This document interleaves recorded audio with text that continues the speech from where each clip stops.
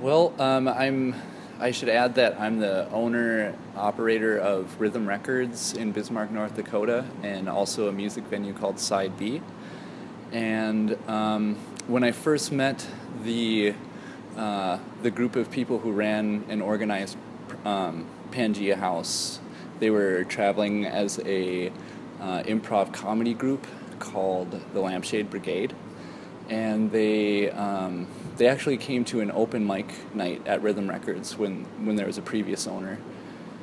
And so that's where I met Jasmine Wolf and Chris Stroshine and Daniel Johnson and Jake Flatten. And if I'm forgetting anybody, it's because there were so many bold characters present that it was a really it was a pivotal point. We started to gather that there was something going on in Minot, and also there was Bismarck has somewhat of a history of having like a metal and a rock scene of sorts, and during like the slower periods in Bismarck, I was hearing from people that Minot still really had something cool going on, and that I always heard about this wonderful group of people who were making sure that this thing still existed and that there was an avenue for people to express themselves creatively. And so when I met Lampshade Brigade, I was like, obviously these guys are the guys. And I think from that point we got Kids with Beards, the band that I'm in, picked up 2 shows in Minot. We went to their first location, or it wasn't their first location, but the first one that we went to was just right off of Central Avenue, and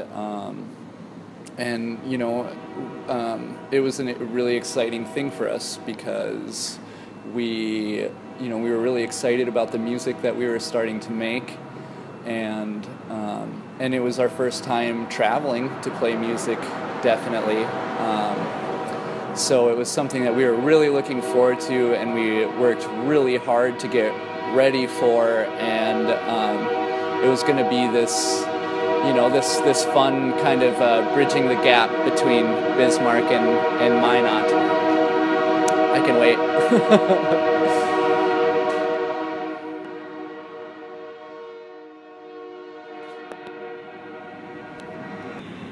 Okay, so I didn't necessarily foresee how pivotal it was going to be in my relationship with a neighboring city in North Dakota, but I was just really excited to travel and to go and hang out with the people that I had met in from Lampshade Brigade. So we went to this really cool space. It had really low ceilings, but one thing that it had that Bismarck didn't seem to have yet was a place where people were shutting up for a minute. In Bismarck, it was a lot of just enduring a crowd. If you were trying to share something, if you were trying to do something that you genuinely cared about, you had to endure a crowd of people. And so it was like, there were open mics and stuff that sporadically would fill that void, but it just seemed like there was something really great in Minot. It made us more excited to come play in Minot than it did in Bismarck, and we were just like, we fell in love with it so fast and so seriously. And so fast forward, and I wanted to try to start somewhat of an artist's co-op, or just a place where we could host shows.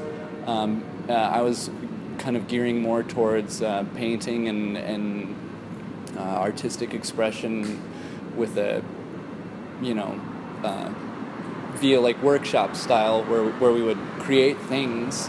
And a good friend of mine and myself started putting together this idea to start somewhat of a collaborated place where we could do this. and the previous owner of the record store was really excited about my idea, and he was like, I think you should buy the record store and run this out of here. You know, this is the place where it already has momentum going with getting people to do this thing, but it's like, you know, it wasn't really obvious to us that the direction that it was going to go. And so my curiosity for how they were doing things at Pangea just jumped right up, and I even went as far as to come to a Pangea House board meeting, and this is before I had a venue. This was before I even closed on becoming the owner of the record store. And I mean, I can totally say with complete assuredness that I was very, very moved by what they do here. And yeah, I mean,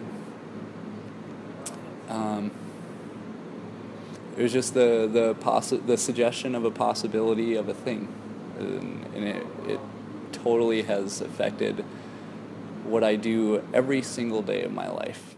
So I have so much love for what these guys do. It also became extremely obvious that nobody was getting paid to do what they do, and I honestly, I think that even has helped me endure some of the financial challenges that I face with my business. Is you know, just it's this thing that we can all see each other walking, and we know that we're not doing it for a financial profit. Maybe we hope to be able to pay our bills someday, but that's it.